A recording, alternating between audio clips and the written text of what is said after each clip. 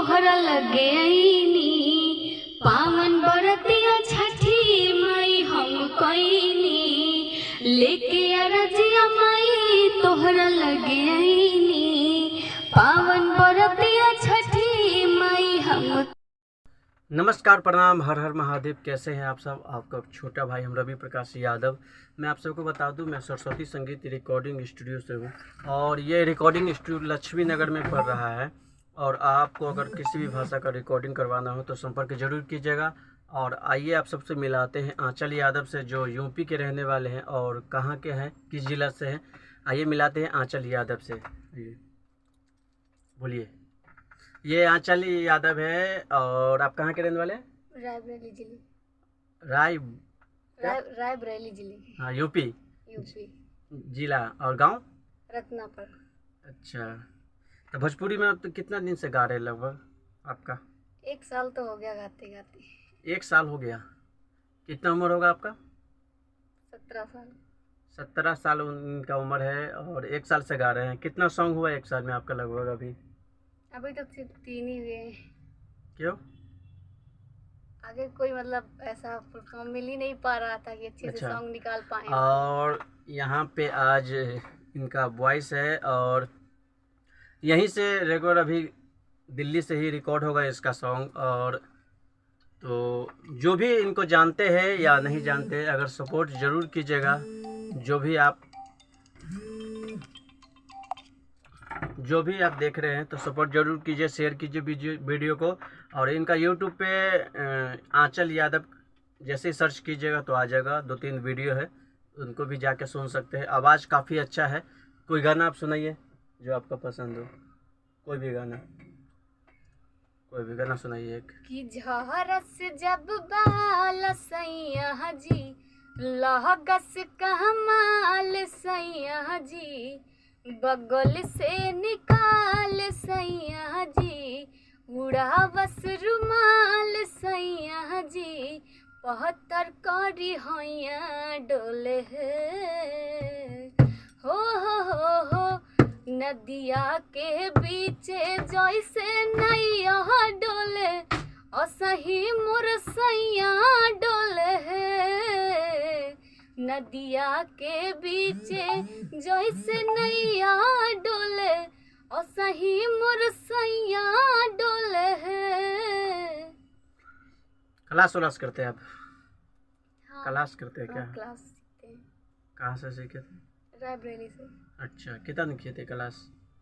6 महीने। अच्छा, क्लास भी करते हैं और काफ़ी अच्छा आवाज़ भी है और गाने का जो होना चाहिए वो है इनके पास। तो आप लोग सपोर्ट इनको ज़रूर कीजिएगा। जो भी वीडियो देख रहे हैं शेयर ज़रूर कीजिएगा। और ये यूपी से हैं और दिल्ली में आज आए हुए हैं और ख़ास करके ये दिल्ली में ही रहते हैं अभी तत्काल। दिल्ली में ही इनका रूम है।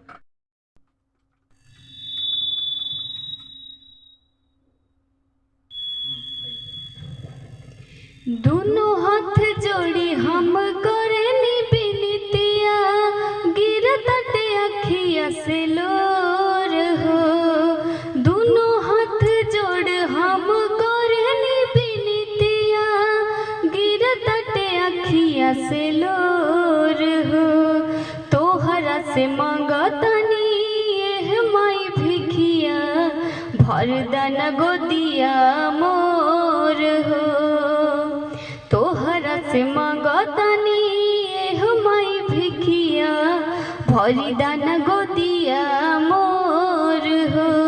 ए छठी मैया भरदन गोदिया मोर हो।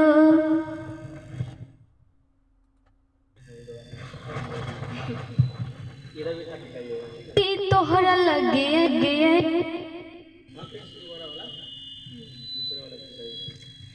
लेके अरजिया माई तोहरा लगे आईनी, पावन बरतिया छठी माई हम कईनी, लेके अरजिया माई तोहरा लगे आईनी, पावन बरतिया छठी माई हम कईनी।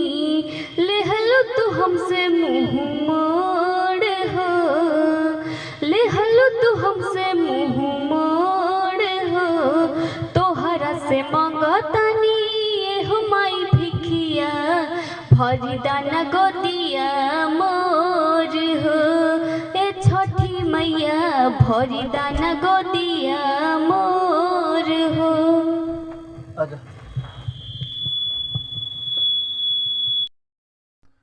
कितने में पढ़ते हैं आप? पढ़ाई कितने में करते हैं? 9th पढ़ते हैं। क्यों? 17 साल उम्र है, 9th में क्यों पढ़ते हैं? पढ़ने में कम है ना, पढ़ाई कम करते हैं क्या? पढ़ाई पे मन ही नहीं लगता, सिर्फ गाने में मन लगता है। नहीं, दोनों चीज़ कीजिए, ज़रूरी नहीं है। पढ़ाई भी कीजिए और सिंगिंग भी कीजिए, और जैसे पढ़ाई अच्छा होगा तब सिंगिंग में और अच्छा होगा। पढ़ाई भी कीजिए और ये भी कीजिए। तो आज क्या करने आए हैं आप? आप पे सॉन्ग रिकॉर्ड करने आए हैं। कौन सा सॉन्ग है? छठी माई का कोई सॉन्ग है। अच्छा, उसको क्या करना है? डमी देना? हाँ, डमी। तो याद है? नहीं है याद? याद मतलब लिखे हैं, उसमें देख करके गा देंगे। अच्छा, तो रियाज करना सबसे बड़ी ज़रूरी है। याद भी कर लिया कीजिए, जब भी प्रोजेक्ट मिले ना याद कर लीजिए, कोई दिक्कत नहीं है।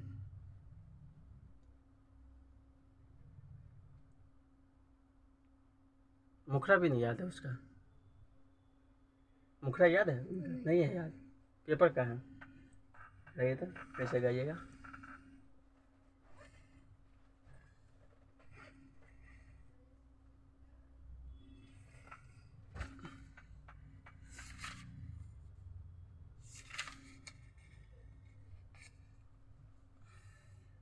क्या है गाना का? हो जाइए, डर मत कीजिएगा, कोई दिक्कत नहीं है। Hello hello hello hello hello hello hello hello hello hello hello hello hello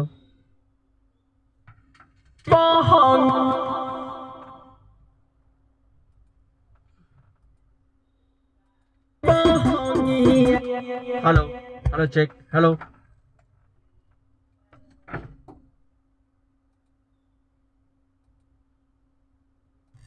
hello hello check check check check check. Hello गाइए तो कैसे गाइएगा? डमी कैसे कीजिएगा? दोनों हाथ जोड़ी हम करेंगे विनतिया। रुक जाइए, आइए। आइए। दोनों हाथ जोड़ी हम करेंगे विनतिया, गिरत अखिया से लोर हो। दोनों हाथ जोड़ हम करेंगे विनतिया, गिरत अखिया से लोर हो। तोहरा से मंगतनी एह माई भिखिया भर दाना गोदिया मोर हो। तोहरा से मंगतनी एह माई भिखिया भरी दाना गोदिया मोर हो। ए छठी मैया भरी दाना गोदिया मोर हो। इससे आगे वाला आगे होगा ना? आइए। लेके अरजिया मई तोहरा लगे आईनी, पावन बरतिया छठी माई हम कईनी। लेके अरजिया मई तोहरा लगे आईनी, पावन बरतिया छठी माई तो हम कईनी। फिर से आ जाइए, इसको फिर से आ जाइए, फिर से आइए दोबारा। लेके अरजिया मई तोहरा लगे आईनी, पावन बरतिया छठी माई हम कईनी। कि झारस जब बाल सैया जी लागस कमाल सैया जी, बगल से निकाल सैया जी, उड़ावस रुमाल सैया जी, पहतर करी होया डोल है हो। नदिया के बीच जैसे नैया डोले, असही मोर सैया डोले है नदिया के बीच जैसे नैया तोहरा लगे आईनी पावन बरतिया छठी माई हम कईनी लेके अरजिया माई तोहरा लगे आईनी पावन बरतिया छठी माई हम कईनी लेहलू तू हमसे मुँह मोड़ हो लेहलू तू हमसे मुँह मोड़ हो तोहरा से मांगतानी ये हमारी भिखिया भरी दाना गोदिया मोर हो ये छोटी मैया भरी दाना